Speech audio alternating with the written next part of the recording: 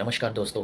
Very happy Sunday morning. मैं सभी दोस्तों को कुछ सलाह देना चाहूँगा, स्पेशली जो रिटेल इन्वेस्टर्स हैं, जो लोग ज़्यादातर म्यूचुअल फंड्स में इन्वेस्ट करते हैं। तो एक जो धारणा बनी है कि एसआईपी को कंटिन्यू करते रहना चाहिए, तो ये आपको एक चीज़ समझना पड़ेगा। SIP investment, lump sum investment ये है वन काइंड ऑफ बोल सकते हैं मोड ऑफ इन्वेस्टमेंट है। मतलब इन्वेस्ट करने के प्रक्रिया है जिसको बोलते हैं, प्रोसेस है। तो एक चीज़ हमेशा याद रखिए, इन प्रोसेस को हमेशा आपको ब्लेंड करते रहना चाहिए। आपको you have to blend these mode of investment in your investment. तो आप अगर देखेंगे, आपको अगर मार्केट साइकिल की समझ है या बहुत दिन आप मार्केट में रहे हैं, तो आपको इतना तो पता होगा हर 5 साल में साइकिल चेंज होता रहता है।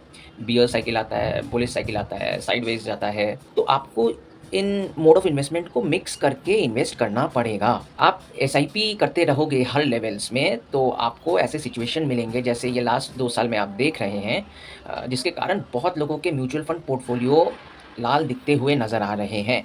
आपको एसआईपी के साथ लंप सम भी करते रहना है। अगर आप लंबे 30 साल, 15 साल के ऊपर अगर इन्वेस्ट कर रहे हैं म्यूचुअल फंड में, तो आपको इन मोड ऑफ इन्वेस्टमेंट को यूटिलाइज़ करना पड़ेगा, इन स्ट्रैटेजीज़ को यूटिलाइज़ करना पड़ेगा।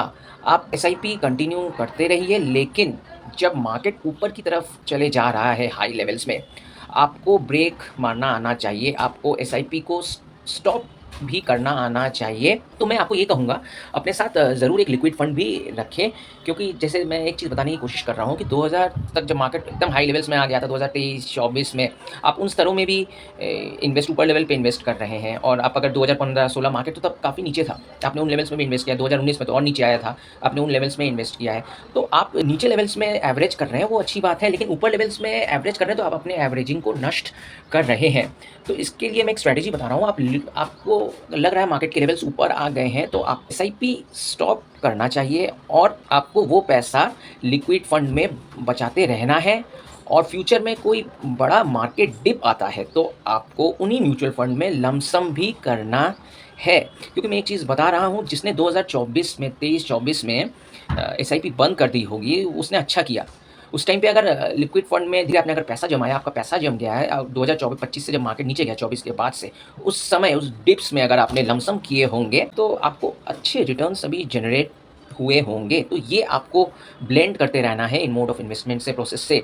तो ये याद रखिए कि केवल एक ही स्ट्रैटेजी एसआईपी करते रहिए, आँख बंद करके एसआईपी करते रहिए, तो आपको, अगर आप स्ट्रैटेजी नहीं चेंज करेंगे, तो आपको एवरेज रिटर्न्स ही मिलेंगे। वो 10%, 12% इतने ही रिटर्न्स मिलेंगे, 10-12%। लेकिन एक्स्ट्रा ऑर्डिनरी रिटर्न अगर आपको चाहिए, तो आपको सब अपनी स्ट्रैटेजी भी बदलनी पड़ेगी। आपको सब मोड ऑफ इन्वेस्टमेंट यूटिलाइज़ करना पड़ेगा। केवल मार्केट में सब लोगों ने हल्ला मचा दिया है, भी आपको कुछ अलग करना है, आपको सोचना है। आपको अगर अच्छे रिटर्न्स चाहिए, तो आपको अपने स्ट्रैटेजी पे काम करना पड़ेगा और थोड़ा टाइम भी